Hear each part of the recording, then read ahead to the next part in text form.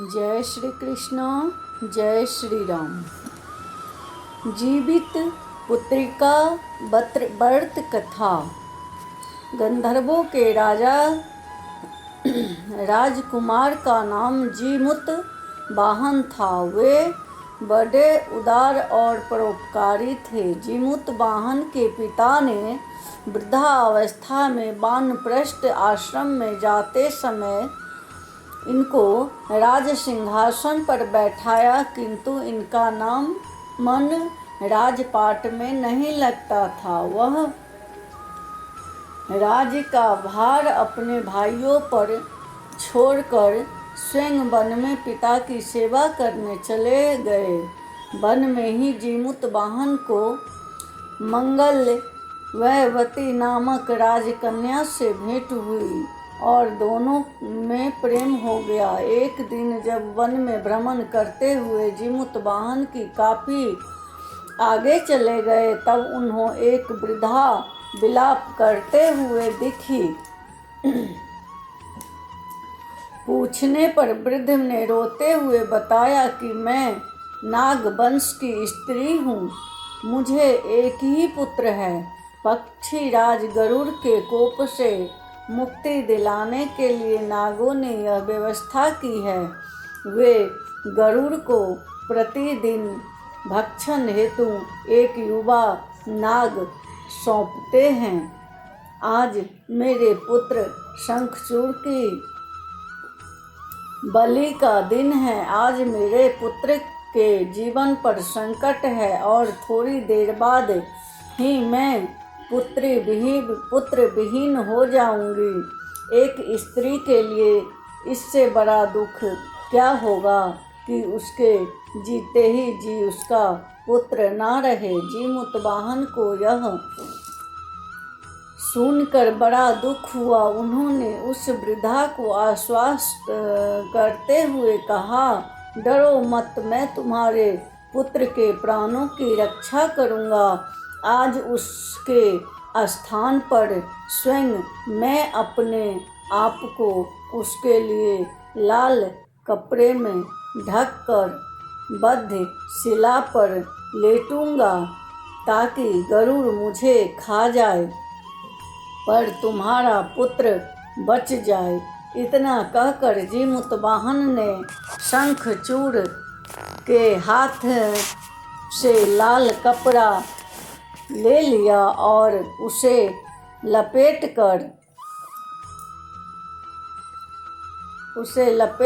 गरुड़ को बलि देने के लिए चुनी गई बद्धशिला पर लेट गए। नियत समय पर गरुड़ बड़े वेग से आए और वे लाल कपड़े में ढके जीमूत वाहन को पंजे में दबोच कर पहाड़ के शिखर पर जाकर बैठ गए।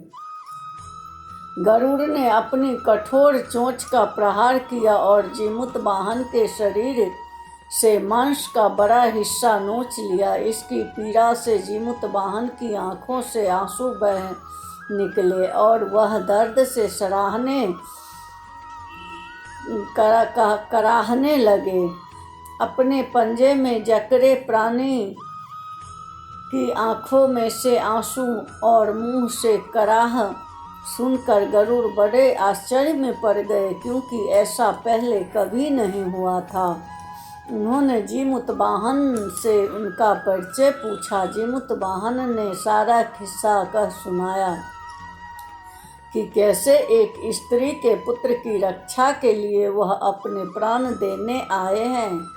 आप मुझे खाकर भूख शांत करें। गरुड़ उनकी बहादुरी और दूसरी की प्राण रक्षा के लिए स्वयं का बलिदान देने के हिम्मत से बहुत प्रभावित हुए। उन्हें स्वयं पर पछतावा होने लगा। वह सोचने लगे कि एक यह मनुष्य है जो दूसरे के पुत्र की रक्षा के लिए स्वयं की बलि दे रहा है, और एक मैं हूँ जो देवों के संरक्षण में हूँ किंतु दूसरों की संतान की बलि ले रहा हूँ।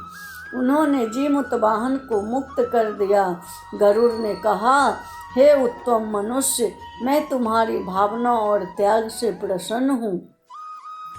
मैंने तुम्हारे शरीर पर जो घाव किए हैं उसे ठीक कर देता हूँ। तुम अपनी प्रसन्नता के लिए मुझसे कोई वरदान मांग लो। राजा जीमूतवाहन ने कहा कि हे पक्षीराज, आप तो सर्व समर्थ हैं। यदि आप प्रसन्न हैं और वरदान देना चाहते हैं तो आप सर्पों को अपना आहार बनाना छोड़ दें। आपने अब तक जितने भी प्राण के लिए उन्हें जीवन प्रदान करे। गरुड़ ने सबको जीवन दान दे दिया और नागों की बलि न लेने का वरदान भी दिया। इस प्रकार जीमूतवाहन के साहस से नाग जाति की रक्षा हुई। गरुड़ ने कहा, तुम्हारी जैसी इच्छा वैसी ही होगा। हे राजा, जो स्त्री तुम्हारे इस बलिदान की कथा सुनेगी और विधि पूर्वक व्रत का पालन करेगी, उसकी संतान मृत्यु के मुख से भी निकल आएगी। तब से ही पुत्र रक्षा हेतु जीमूतवाहन की पूजा की प्रथा शुरू हो गई। यह कथा कैलाश पर्वत पर भगवान शंकर ने माता पार्वती को सुनाई थी। जीवित पुत्रिका के लिए भगवान श्री गणेश, माता पार्वती और शिव जी की पूजा एवं ध्यान के बाद